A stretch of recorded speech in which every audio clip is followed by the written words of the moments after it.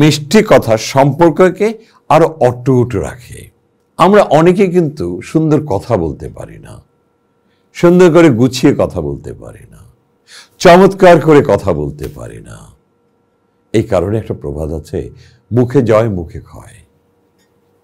এমন কথা বলো না কেউ না বলে ঝুট, এমন জায়গায় বসো না কেউ না বলে উঠ। এই কথাগুলো, এই প্রবাদ বাক্যগুলো কিন্তু একেবারে মিথ্যা নয়। আমরা যখন কমিউনিকেশন নিয়ে কথা বলি, হোয়াট ইজ কমিউনিকেশন? কমিউনিকেশন হচ্ছে কথোপকথন, একজন একজনেরকে শোনানো, জানানো, বুঝানো এবং করানো। এই কথা, এ বাক্য। আমরা কজন সুন্দর করে কথা বলতে পারি? আমরা সুন্দর করে কিন্তু কথা বলতে পারি না। আমি এমনভাবে কথা বলবো আরেকজনের হৃদয়কে ছুঁয়ে যাবে, আমার সম্পর্ক নিবিড় হবে। আমাদের একটা জিনিস মনে রাখতে হবে, আমরা যদি সুন্দর করে কথা বলতে পারি, মানুষ শুনবে, মানুষ জানবে, মানুষ শিখবে এবং মানুষ করবে। আমরা যে বিবাহ বন্ধনের কথা বলি, এই যে পরিবারের কথা বলি, husband wife, we must have a wonderful relationship. এই রিলেশনশিপটা আসবে কোত্থেকে? আমার মুখের ভাষা থেকে। আমার মুখের ভাষাই অন্যর মনকে জয় করে দেবে, সম্পর্ককে নিবিড় করে দেবে, সম্পর্ককে অটুট রাখবে। আমি যখন বাসায় ফিরি, আমি যখন ডাকি, জান, জান তুমি কই, জানো তুমি কই, হেসে দিয়ে বলে ও এসেছো। আমার কথাতে, আমার ডাকে তার মনটা ছুঁয়ে যায়, সে প্রাণবন্ত হয়ে ওঠে, কাছে এসে বলে এসেছো, যাও কাপড় বদলিয়ে টেবিলে আসো, আমি তোমার জন্য চা নিয়ে আসছি। আমরা কিন্তু সুন্দর করে কথা বলতে পারি না। আমাদের ছেলেদের মধ্যে একটা হাম্বড়ি ভাব আছে, ওয়াইফের সাথে একটু দুর্ব্যবহার করতে পারলে মনে করে আমি একটু মর্দা হয়ে গেছি, আমি স্বামী।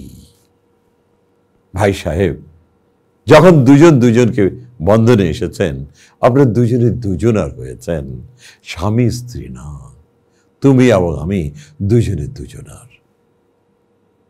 ওখানেই হচ্ছে মানুষের সবচেয়ে বড় উপার্জন, ওখানেই সৃষ্টি। আপনার মুখের ভাষাতে আমি ক্ষুধার্ত মানুষ জেগে উঠব, আমি ক্ষুধার্ত মানুষ, মুখে হাসি ফিরে আসবে। আর আমরা অফুরন্ত খাবার দাবার পরেও যদি চামারের মতো কথা বলি, সব শেষ হয়ে যাবে। কিসের সম্পর্ক করতে এসছেন? আজকে তো বাংলাদেশের সম্পর্কের যে একটা অবনতি, সেটা তো আর বলার অপেক্ষা রাখে না। কেউ কাউকে শ্রদ্ধা করি না, শ্রদ্ধা করে কথা বলি না, মায়া করে কথা বলি না।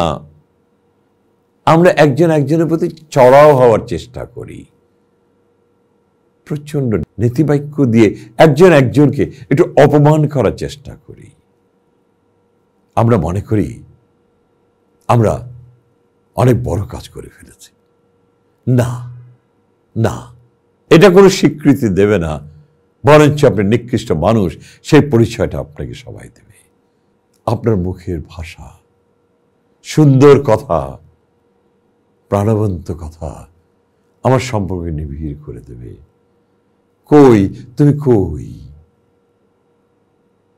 দৌড়ে আসবে, বলো বলো কি চাও। আমার সম্পর্ক সবচেয়ে বড় কথা, আল্লাহ পাক আমাকে জিহ্বা দিয়েছে, এই জন্য বলেছে জিহ্বায় লাগাম লাগিয়ে দাও, যেন কিন্তু খারাপ কোনো বাক্য যেন তোর মুখ থেকে উচ্চারিত না হয়। আপনি যে কাউকে কিছু দিতে না পারেন, তাও কিন্তু সুন্দর করে বলতে পারেন, আজকে যে আমার কাছে টাকা নেই, সামনে মাসে টাকা পেলে অবশ্যই আমি তোকে কিনে দেব, তুই মান করো না। আমরা কি সুন্দর করে কথা বলতে পারি না? পারি, কিন্তু করি না। আমরা যে জানি না তাও না, জানি তাও মানি না। এখানে হচ্ছে আমাদের সবচেয়ে বড় ব্যর্থতা। কারণ আমরা নিজেরা নিজেদেরকে অসভ্য করে, অশুভ আচরণ করে নিজেদেরকে বিজ্ঞ করার চেষ্টা করি। আহা, এটা তো বিজ্ঞ না ভাই, এটা তো অজ্ঞতার পরিচয় হচ্ছে।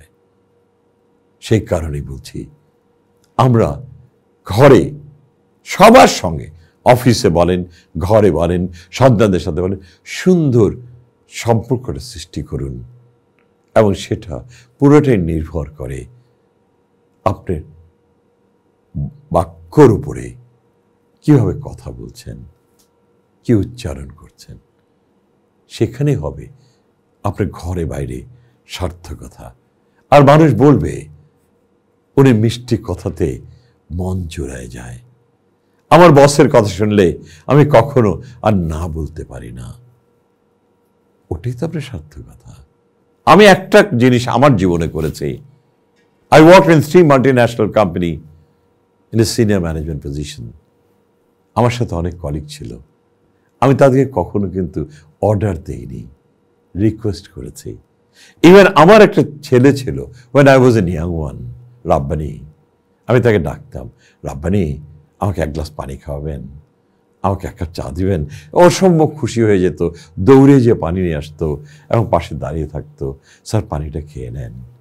আমার মুখের ভাষা, আমার মুখের ভাষাটাই তাকে আপ্লুত করেছে এবং আমি যা চেয়েছি সেটা পেয়েছি। এগুলো কিন্তু আমাদের শিখতে হবে, এগুলি আমাদের বুঝতে হবে, এগুলো আমাদের জানতে হবে। জানি জানি জানি, তবে করি না।